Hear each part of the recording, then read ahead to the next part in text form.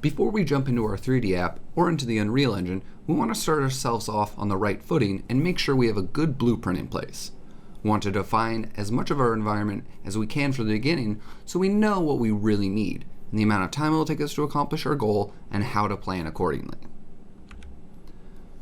One of the first and foremost things you want to establish is what your game is. What is the art style? Even for personal projects, I like to think of them as if I were building an actual game. It helps you get into the mindset for the quality level that you need to achieve for your environment.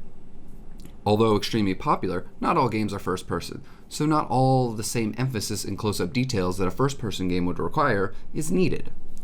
Try to think about how close the camera will actually get to your scene. 2D, 3D, and isometric games, while all need different spatial awareness and limitations when building them, are all still environments that can benefit from these same guiding principles. We'll also want to identify our artistic style of our environment that we'll be set in. Are we going for a hand-painted route similar to that of World of Warcraft, or a cleaner, stylized game like that of Overwatch? Do we want to do the most photorealistic game we can, like Battlefield 1, or are we going for a hyper-realistic game like Uncharted, where although many elements are done in a realistic style, some of these elements such as color, shape, proportion are just slightly exaggerated to give a larger-than-life feel? Or do we want to go the very abstract route, like something like Unfinished Swan or Pixel Junk Shooter? Understanding our artistic style will help our reference gathering process. What type of films, games, paintings, and photography we're going to want to search for to help us reach our artistic goal. Next, we'll want to establish a setting for our environment so we can start to understand what the world is we are trying to build and what will help us achieve that look. Where's your environment located? Is it in Egypt, Russia, Los Angeles? Is it even located on Earth, or are we off planet?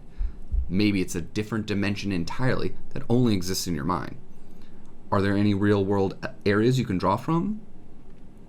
The Witcher 3, for example, while it's a complete high fantasy based game, draws on many references from the real world, such as the landscapes of Poland and Nordic culture. So while the game is not based on Earth as we know it, the artists are still able to draw on inspiration from the real world to help build their vast and beautiful environments. We also want to think about the time period that our location is set in. This can help us establish what other elements to draw from in our scenes. Are we at the height of the Roman rule where legionnaires are marching the streets of the pristine white marble columns of Rome? Are we far into the future where humanity has reached the heights of being multi-planet species? We could be in present day overlooking the destruction caused by wars from 5 years ago. Determining the time period of our environment will really help us establish what we need for it in terms of asset creation and reference gathering. With timing on our side, next we can determine the culture that is prevalent in this location. If we are in the future, are we in the future of Blade Runner or more something like The Last of Us? Both are set in the future, but the cultural of each differs greatly, leading to far different interpretations of the future and how those people live and interact with the world. Now, you may be thinking about a mostly fully organic environment that is lacking in terms of human or non-human activity, and that's totally fine. The environment you could be striving to build is the open plains of the savanna or the lava fields of the Hawaiian Islands, and you don't wish to have anything but really the land and animals that live there. You might not need to think about the type of people that live there. However, you may want to think about how the animal life lives there and how these animals interact with each other in your environment. A watering hole in the savanna is a great place where many animals congregate and will surely affect the look and type of scene. Adding in these strategic cultural elements to your scene adds a richness and layer of depth that is often left out of many students' work. It entices the viewer to want to know more about the world you have built and the people who live there. This is why you want to think about the culture of the people that live there or that don't live there in the case of an animal-focused scene. Once we have established a setting, we want to think about POIs, or points of interest. These are key points within a game environment that draw the player in. They tend to be visually striking, have the most amount of detail, be gameplay objectives, and have a centralized focus story around them. Basically, they're cool areas players want to go to. Think of them as different mini-scenes, if you will. They'll help draw the player around your environment. a tank in a dark swamp that has been abandoned and slowly sinking in, a large rock bridge with a beautiful arch creating a visually compelling silhouette, as well as a rarely seen natural phenomenon. A bombed out house overgrown with ivy and fungus. These different POIs will compel the player to move about your scene, explore the world around them, give them a sense that it's a real place rooted in reality, and excited to find the next treasure along their journey. When combining all these establishing elements, it'll give us a much better footing to build a compelling space. It will aid us in our reference gathering phase on what we might need to help sell the story of our world, where our points of interest are located, and how they connect to each other. Once we have a good understanding of where, when, and what our environment will be, we can start to gather reference that will help us flesh out our ideas. The great thing about reference is that it can come from anywhere. Films, photography, video games, these are the most common sources of finding reference, but you should not limit yourself there. Classical paintings are a fantastic resource for lighting, mood, color, and composition. You don't need to find something that is an exact painting of what you want, but finding a painting that sells the mood or nails the composition of what you're going for can be a massive help. Books you can easily pick up at your local store are a great place for more reference and inspiration that you might not find online.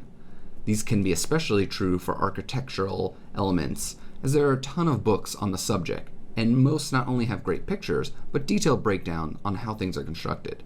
Knowing how a building or a temple is constructed can aid you in giving your scene a higher degree of realism that can really help you know which shapes to exaggerate or make more stylized if you're going for a more stylized approach. For Uncharted: The Lost Legacy, I had a book of ancient Indian Hoysala architecture on my desk to refer back to anytime I needed to work on a temple. To make all this reference usable, my general practice while at work is to create a reference board. This board typically has the main concept in the middle, surrounded by supporting reference images breaking down the scene. The main concept could be from one of the concept team, or one I quickly sketch up myself, as on the job you don't often get the luxury of working off a piece of concept art.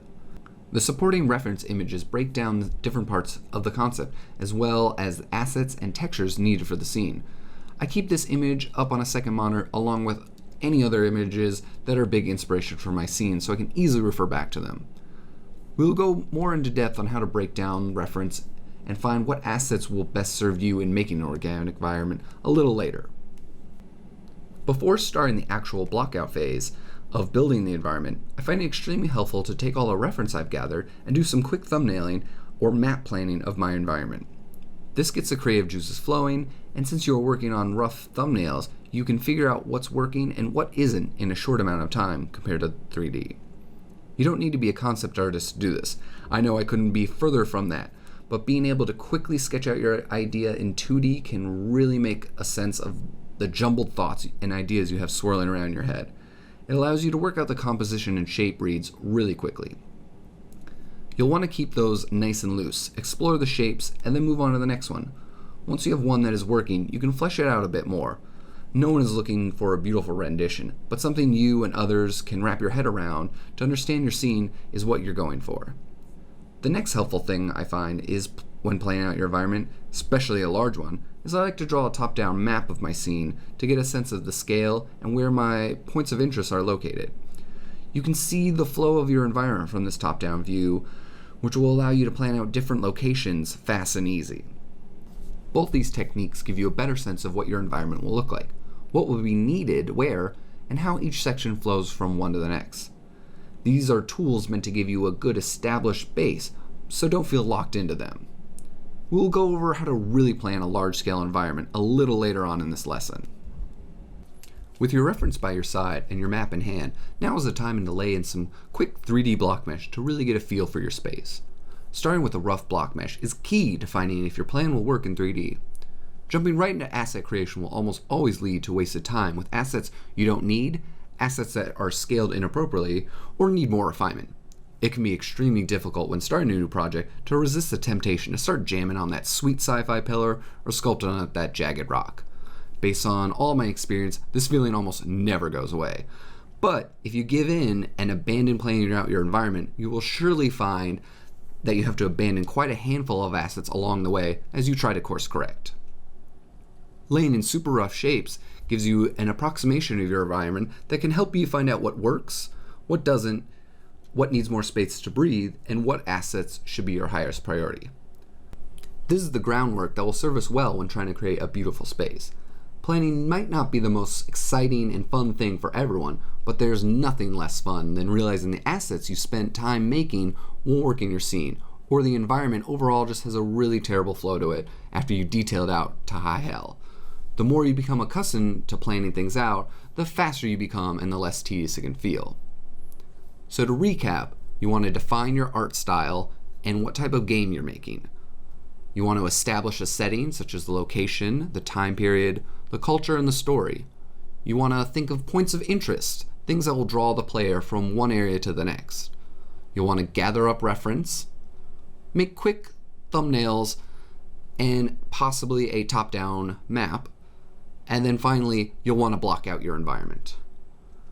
These are just some simple things that will help you along your journey to making a really spectacular environment. But for now, let's get ready to jump into actually planning out our scene and the best ways to truly make a spectacular organic environment.